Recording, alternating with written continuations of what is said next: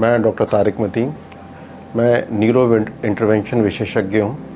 Neuro intervention एक ऐसी speciality है, हम बड़ी आसान भाषा में समझाने की कोशिश करते हैं। हम प्लम्बर हैं ब्रेन के लिए।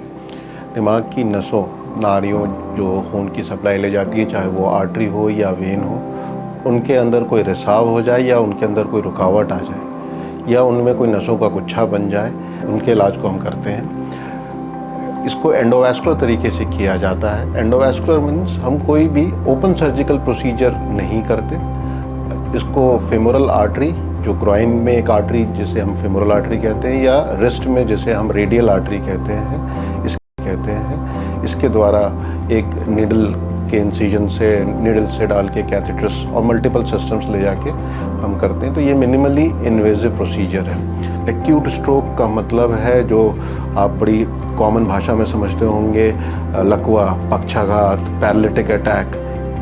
ये स्ट्रोक, इस्केमिक स्ट्रोक 85% और हेमरेजिक स्ट्रोक 15% होते हैं। जब भी इस्केमिक स्ट्रोक होता है, खून की सप्लाई बंद होती है, ब्रेन के जो टिश्यू होता है वो डेड हो रहा होता है, ब्रेन के जो न्यूरॉन्स होते हैं उनको खून नहीं जा पाता, वो डेड हो रहे होते हैं। तो स्ट्रोक इन एवोल्यूशन, अगर हम स्ट्रोक इन एवोल्यूशन को आइडेंटिफाई कर लें और टाइमली इंटरवीन करें, टाइमली इंटरवीन मीन्स उस नस जहाँ खून की सप्लाई नहीं जा पा रही उसको वापस एस्टैब्लिश कर दें, तो हम काफ़ी ब्रेन के हिस्से को बचा पाएंगे।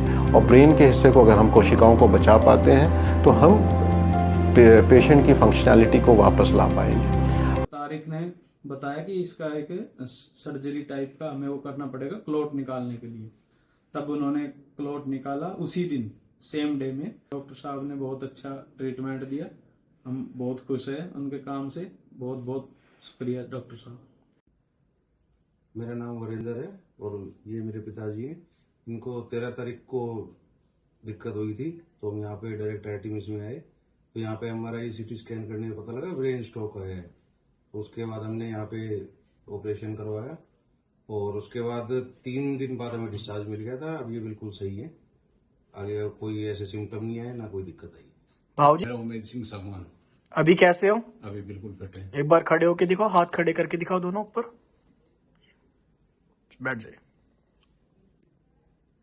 इसको 12 तारीख को ये मेन इसमें ब्रेन स्ट्रोक हो गया और मैं डॉक्टर तारिक के पास MTS हॉस्पिटल में लेके आया हूँ।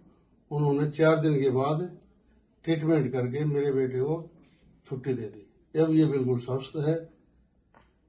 डॉक्टर तारिक का मैं धन्यवाद करना चाहता हूँ। शरीर के अंदर सडन सी चीज़ होना और नेगेटिव चीज़ होना, मतलब अगर मैं कहूँ कि मैं अपना हाथ हिला रहा था, अब नहीं हिला पा रहा हूँ, नेगेटिव सडनली हुआ। मैं बोल रहा था, बोल नहीं पा रहा हूँ। मैं चल रहा था, चल नहीं पा रहा हूँ। सुन रहा था, सुन नहीं पा रहा हूँ। सडनली अगर सडन कोई नेगेटिव चीज़ बॉडी के अंदर होती है तो हम 99% चांस है कि हम एक वैस्कुलर इवेंट, जिसे हम स्ट्रोक कहते हैं, उसको देख रहे हैं। और इमीडिएटली एक stroke ready centre, comprehensive stroke unit में मरीज को ले जाना बहुत ही आवश्यक है। अगर जब इवोल्यूशन में है, इवोल्यूशन मतलब स्ट्रोक अभी बढ़ रहा है, इसी टाइम पे अगर आपने इंटरवीन कर दिया तो हम स्ट्रोक को रिवर्स कर पाएंगे, जैसा मैंने आपको पहले बताया। अगर इसके बाद अगर हम कहते हैं तो हमारे पास रिहैबिलिटेशन थेरेपी के अलावा और कोई रास्ता नहीं रहता है। इसका 6 घंटे तक क्लास 1 एविडेंस है, मीन्स आपको 6 घंटे तक अगर मरीज की बड़ी नस का स्ट्रोक है तो मैकेनिकल थ्रोम्बेक्टमी की प्रक्रिया को करना चाहिए। ये बिल्कुल ज़रूरी है। कुछ केसेस में ये 24 घंटे तक वो MRI या परफ्यूजन स्कैन में डिटेक्ट होते हैं, जिसमें हमें ऐसा लगता है कि ब्रेन के टिश्यू अभी भी इंटैक्ट है। समय गुजर गया है लेकिन अभी भी इंटैक्ट है। अगर हम नस खोल देंगे तो मरीज़ को फ़ायदा होगा। उन केसेस में, ये बड़े सेलेक्टेड केसेस में उठाया जाता है, 24 घंटे तक करते हैं।